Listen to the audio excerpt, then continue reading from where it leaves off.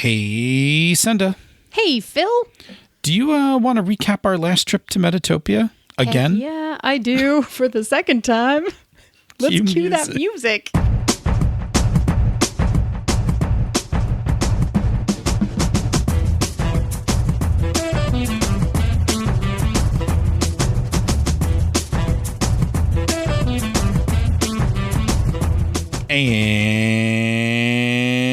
And welcome to Panda's Talking Games. I am your host, suffering from deja vu, Phil. And I'm your other host, doing this for the second time tonight, Senda. Hey, just if you're listening to this right now, this is our Metatopia recap episode. We lost our audio for our original recording, which we just finished like 5 minutes ago. Literally just finished it, yes. And it was all... It's all messed up. Something was wrong with my mic. We didn't catch it until we got to the end of the episode and suddenly realized that our timestamps were different, and that is impossible to fix. Yeah. There is no way that I can be at 36 minutes and you can be at 49 and that you could make anything out of this. In addition to that, it is your birthday week. Your birthday is on Thursday. It's true. Therefore, we have to have the show wrapped by Wednesday, which means that we are not editing the show. And because it is the second time we're recording it, this will be a much shorter version of the show. Condensed. But we love you, and we didn't want to not have some audio for you this coming week because missing 2 weeks is just a thing that we're not really capable of. So anyway, please enjoy our short show. Our full normal length shows we'll be picking up again next week. I'm already picked out a topic and am starting to noodle around with it, and I will be writing it later this week. So anyway, with all of that aside, this is our Metatopia recap episode. We are going to talk about our overall impressions. We're going to talk about some of the games that we play tested from other designers. We'll talk about some seminars we went to, and then we're going to settle in and talk about the ditch lilies, and then we're going to be done, and we're both going to go to sleep because it's late. It's going to be, as we said, very brief. The previous version had more discussion of this, but we are not going to have time to recreate that. So apologies. Our most humble apologies about that. Anyway, our overall impressions are actually pretty lined up, having done this just a few minutes ago. And so I'll just kind of sum it up. We definitely played more games this year than we went to 2 seminars, which was fine. I think that was really... the seminars are always great, but they are also all recorded. So there is a way to actually catch up on those. We saw lots of people.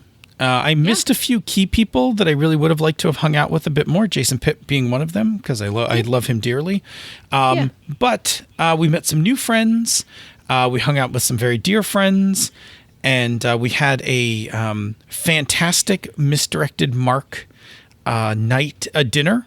We went out to dinner. Yeah, we went out. Everyone who was there, which included Monica and Ray, we got to meet Ray in person. Yes, in the flesh. It was marvelous. And Danielle. Which was also marvelous. And we all got to experience the simultaneous table reaction when Rob took off his do-rag. Yes, I'm glad I mentioned it to him. That was quite... That was amazing. Rob literally ages before your eyes. It's wild. Yes. It's a very he's different... ageless, and then suddenly he's human. It's ask me about my character, then ask me about my garden. Yes. So that was actually a lot of fun. We went out, we had a big dinner at Ming 2. I don't know what happened to Ming 1. But don't ask, right? But Ming 2 was quite delightful, and pineapple fried rice was delicious. Yum. Yeah, it was good. And what were the things we got before that? Oh, those were chicken wontons. They were fried wonton with chicken, not pork, because normally they come with pork, and you won't eat pork. But this time they were chicken, and you got to actually partake in them. And they were delicious. Fried wonton is some pretty good stuff. It was very good. Anyway, cool. So we will zoom right through this. Yeah. So that was so overall impressions. Metatopia once again excellent. Very good conference, not convention. Very good conference. Yes, and it is a game designer working conference. Yeah, totally worked hard, and had a cool road trip with Bob Bob was our... Yes, we did also a cool road trip with Bob and waffles. Oh, and... I loved the waffles. Funkin' Waffles, Syracuse, New York. And we ran into more Metatopians at Funkin' Waffles. We didn't even talk about this last time. But anyway, we don't have time to talk about it this time, but it was delightful. Yes. I'm just going to keep saying everything was delightful. Anyway, because it was delightful. Overall, very good time. Yes. So cool. Let's just go through, in a short format, some of the games that we got to play test. Right. So why don't I just tell you two that I'm just going to call out. Sounds good. So the first one is Chrysalis Crystal Rebirth, which is by Olivia Montoya, and it is a magical girls metaphor for neurodiversity, queerness, and all kinds of disability in a very beautiful and very affirming and wonderful way. And I can't wait to see more of it. We didn't play a ton of it, but it was amazing. And then one that we actually played together, which is a cute little card game where you get to play evil little cats called Catastrophe by Eric Simon, which that'll be something. As soon as that one comes out, I'll just buy that because that'll be a little game with little tokens and stuff I will absolutely play. And it's very fun. Yeah. Right? It was a very enjoyable game. Claws and yowls. Yow! Suddenly Cat. Suddenly Cat was what an amazing card. Suddenly Cat. It explains everything you need to know about the game in one card. Suddenly Cat. Right. There is a card that is an action you can take, which is Suddenly Cat. Yes.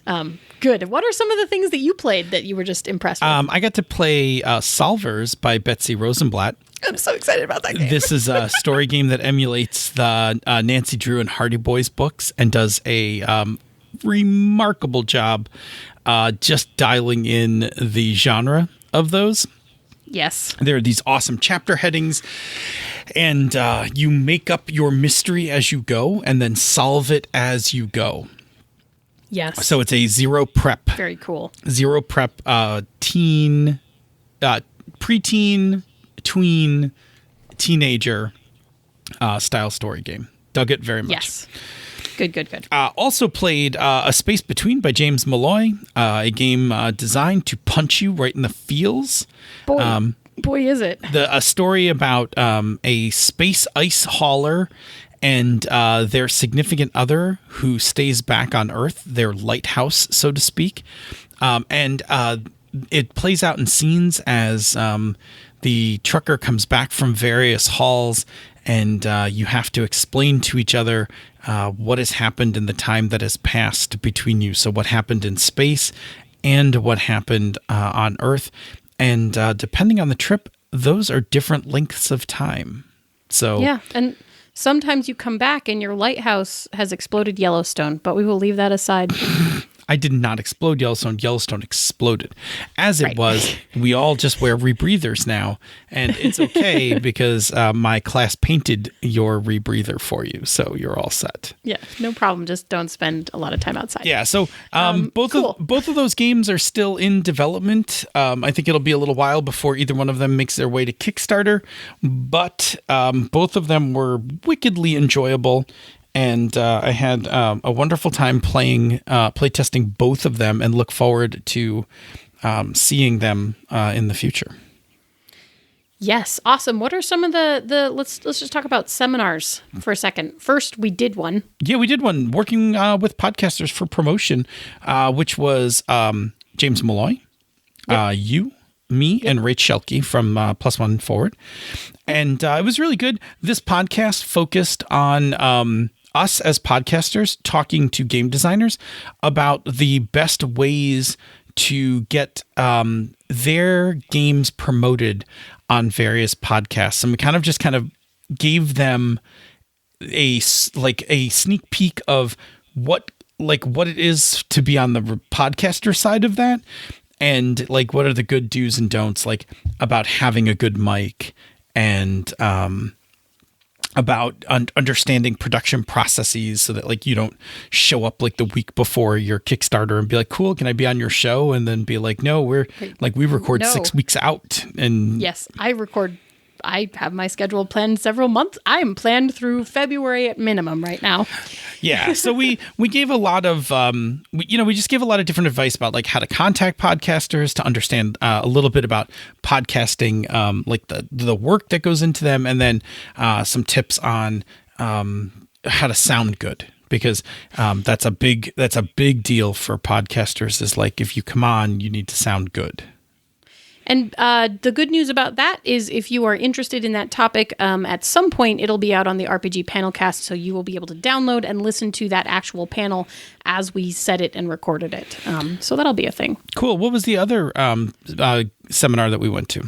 Yeah, so the other one that we made it to was the Queer World Building Seminar, which was cool. And I went to it this year, but you also went to it last year. I did yeah. Indeed. And it was really good. Once again, I like to just go to it. I like to go to it because I still at times struggle as thinking of myself as a queer game designer, and not just a game designer. And so I really just try to soak in, I just kind of soak in the discussion. And this year, really my takeaway from it was about found family, which is a thing I totally understand. I mean, it's totally a huge part of the queer experience. It was a huge part of my non-queer experience, having moved to a city where I didn't know anyone. So I have a lot of found family here in Buffalo. And we're definitely going to work some of those themes into the Ditch Lilies, because the Ditch Lilies, as you said in the previous recording, which is lost to antiquity, is a found family. They are a found family. So speaking of the Ditch Lilies, yeah, we brought to playtest the Ditch Lilies Road Tour, which is a game that we are working on, and it is awesome. And before it hit Metatopia this year, it had seen, we think, maybe 2.5 hours of playtesting. Yes, maybe if that, right? Agreed. Not very much. So we had 3 playtests scheduled for it. We had one Friday, one Saturday, one Sunday. And when we got to the Friday playtest, I did not have a strong feeling of... We didn't know how to playtest or what to even look for. Yeah, we didn't even know what we needed to test for yet. Or like, I don't know, this has really not been played very much. So we ran it. I had whipped up a scenario for us. And we set the Ditch Lilies loose, and we just kind of let it go, and just to see where the game went. And when we got together after the playtest, we figured out how we wanted to do the other 2 playtests. And so we used that first playtest to kind of bootstrap the Saturday and Sunday playtests. Right, and sorry, keep going. I was going to say, which was really helpful, because it gave us direction and some objectives. Yes, which was super good. And it gave us some things to sort of pinpoint and work on, right, which we hadn't necessarily anticipated. Yep. In terms of balance and stuff, which is cool. And then it gave us the opportunity, because we had those 3 playtests, to evolve and say, okay, we tested this, and now we know this is an issue of balance, so now we're going to try a little tweak for the next test and just see what happens, right? And get additional feedback with that change. And mechanically, so on the mechanic side, on the plus side, the overall, I think the one engine worked. Like this adaptation of the one engine definitely works. People took to it. I think that it did not take long to explain the mechanics of the game. And we got to see people make interesting decision points around whether they wanted to take the high die or whether they wanted to take a sequence, that kind of thing. Yeah, which is the cool thing about that system to me, is that's a fun little decision making point. Yeah, right? it's a cool decision point. So those parts I think worked fine. And then the parts that didn't was that there's definitely some tweaking that we need to do around what's called the trouble pool, which is kind of the pool of dice the GM uses to make intrusions and things like that in the game. And that definitely isn't working correctly. It's a bit overpowered. Not quite balanced. Yeah. But those are easy fixes. Like, those are fixes. Right. I say easy. Those are tweaks we make to tune the game. Right. The overall concept of the game and the actual characters and all of the things about, like, the idea itself, those went over really well. Yes, right? that was actually...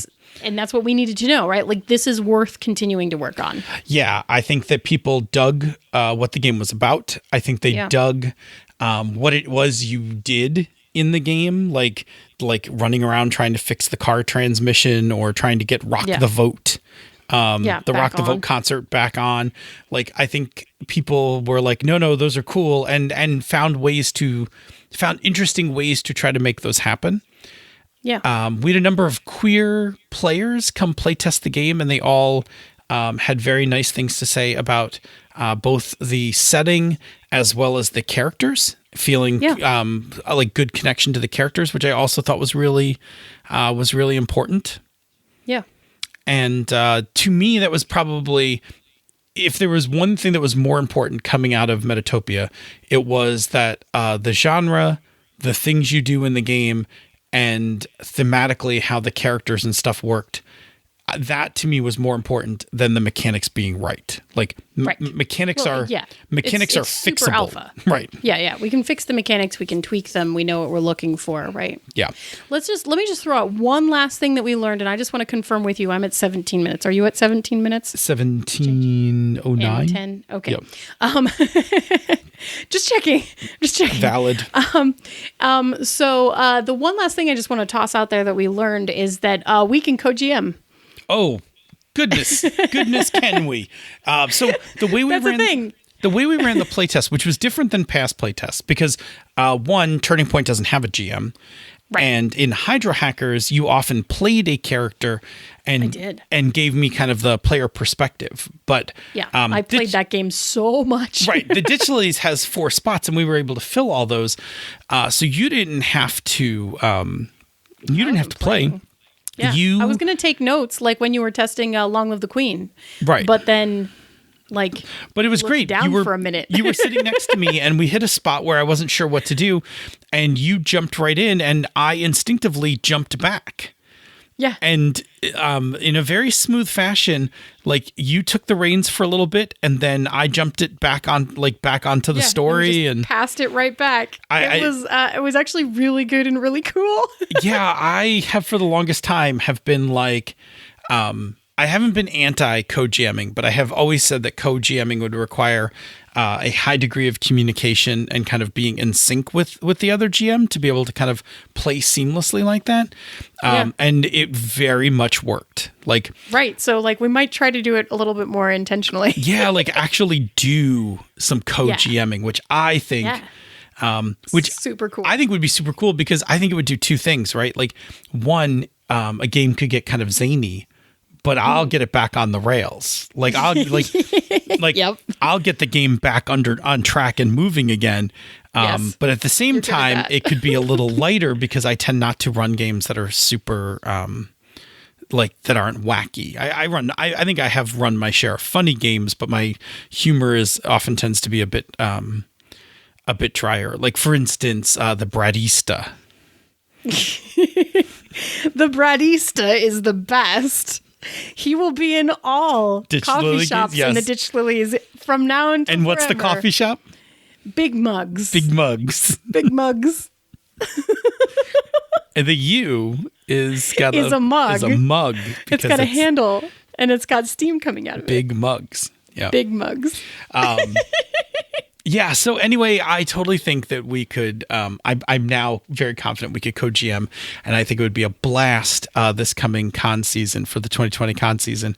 Not only to do Ditch Lilies as a team, but to actually look at a couple, pick another game that we both know and just be like, cool, let's run this game together. We're just going to run this together. Yeah, I think it'll be really interesting and fun to experiment with it, because it is uncharted territory for us. Yeah, anyway, it's something we haven't done before, so that's let's do fodder for all new for more shows. That's more show material. Stew articles. That's all sorts of stuff. We just got to do it. It's ridiculous. We have to do it so we can come back and report to all of you.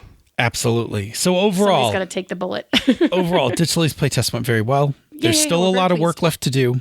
But I think in 2020, you will see us bringing it to cons to start playing with people, as well as doing some online stuff with some of our patrons, just so that people can get a taste for it.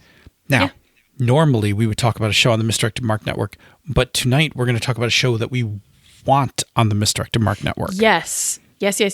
We have a very special announcement. You may have seen it starting to float around the social medias, depending on when you are hearing this. So Misdirected Mark is putting out a call. We want to hear pitches from non-binary or gender fluid people about what podcast you might want to make that highlights or features non-binary or gender fluid people in gaming, in whatever that means to you. And that could be actual play, that could be discussion, that could be interviews, whatever you are interested in doing, we would like to hear about it. And then we would like to support you in doing it. So that means we can do a certain amount of equipment support.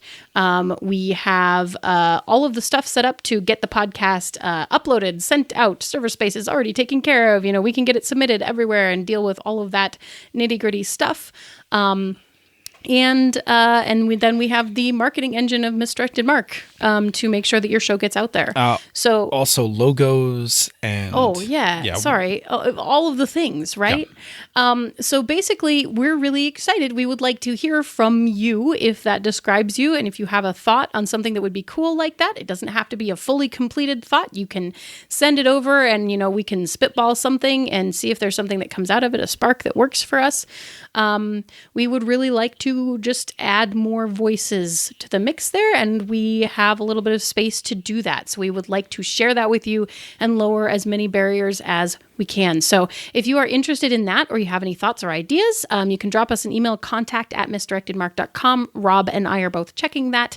And if you would like more specific details, you can check out the news article that just dropped on Monday, the 18th of November, on the Misdirected Mark website. And we will probably be continuing to talk about that for a while. So absolutely, if you have an idea, please just, drop it over. Right? Awesome. There's no it could be anything. It could be actual play. It could be I'm going to do She's a Super Geek, but I'm going to do it as non-binary people. Cool. Could be an interview show. Could be anything. Could be game design show. I may not. You could talk about something with authority. Yes. However you verb games. I want to hear about it, and I want to see, a show out there that is specifically featuring folks who are non-binary or gender fluid. Rock on. So let us know about those things. And I'll say the rest of that later. Good. Sorry, no editing tonight. Woo! Say, Senda, where can people reach us on the internet? Well, you can find us on Twitter at Pandas Talk Games. You can find us in the Misdirected Mark forums, where you can continue to enter to win the contest for a game, not a game bag, a dice bag. Yes, that is what they are called. It is becoming very late in the evening now. If you just write an intro, or you can send us an email, panda@misdirectedmark.com. And Phil, once they find us in one of those places, what can they do with that information? Please share your topics. This show is 181 episodes in, and 95% of them have been topics that you have provided. We like that ratio very much. We like to talk about the things that you find interesting. So send us your questions, your ideas, your thoughts about games. We'll turn it into a show. I'm pretty good at it now. So you have some practice. Got some practice. So I pretty much I'll get something into the form of a show. We like to talk about the things that you find interesting, and we want to just keep doing that. So keep playing games and keep coming up with questions, and we'll answer them. Yeah. If you like what we do here elsewhere on the Misdirected Mark Network, you can check out our Patreon campaign. Go to patreon.com/MMP. Patrons get all sorts of goodies, access to our Slack Room for Life, our Minecraft server. You get the bonus outtakes from this show when we're not doing a fast, non-edited show, which is most of the time. Most of the time, a.k.a. most anytime, but this time, correct. Mostly. You get the after show from Misdirected Mark. That's a cool thing where we just hang out on the mics at the end of our live show. You get all sorts of other assorted goodies. Harp music occasionally shows up. Hit him with the harp real quick. Just give him a little. Okay, ready? Yeah, just right. There you go. Like that. Harp music is a thing. Rumors are the She-Ra transformation might be the next thing you're working on. No, but I think my SAS Geek people are going to get that. I don't know. We'll have to have a conversation. Yeah, the SAS Geek people can get it, and then the Misdirected Mark people can get it. They're the same peoples. Anyway, there's all sorts of goodies that we like to shower upon our patrons. We also like to do a shout out, and tonight, for the sake of speed, we are going to shout out to all our patrons who help keep us funded, who make all of this on the network possible. And yes, to be clear, extra seriously, super thanks. Things like us being able to put out a call for a show that highlights some more folks that we don't necessarily hear enough from. The reason that we are able to do that is because of the backing of patrons like you. So very seriously, thank you. We love being able to take those resources and try to make a difference. Yeah, absolutely. That's super important.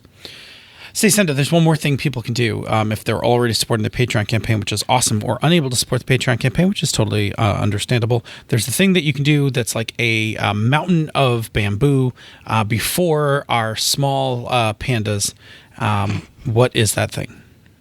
That is, you could leave us a rating or review on Apple Podcasts or the podcatcher of your choice. Every new review we get really does actually help new people find the show, which is fantastic. And if you leave it somewhere that is not the Apple US podcast store, like, please let us know about it, because it is impossible to try to track where all of those are. And we seriously love to get them and to read them. And thank you so very much to everyone who has already left a review.